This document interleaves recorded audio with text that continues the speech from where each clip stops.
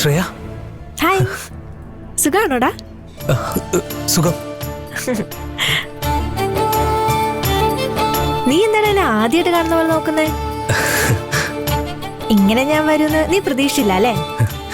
ഇല്ലടി, ഞാൻ ഒട്ടും പ്രതീക്ഷിച്ചില്ല. നിന്നെ കാണാതെ ഞാൻ എത്ര വിഷമിച്ചെന്നറിയൂ. എനിക്കറിയാടാ, എന്നെ പിരിഞ്ഞിരിക്കാൻ നിനക്ക് പറ്റില്ലെന്ന് എനിക്കറിയാം. എനിക്കും അതുപോലെ നിന്നെ പിരിഞ്ഞിരിക്കാൻ പറ്റില്ലടാ. അതല്ലേ ഇപ്പൊ ഞാൻ നിന്നെ കാണാൻ വന്നത്.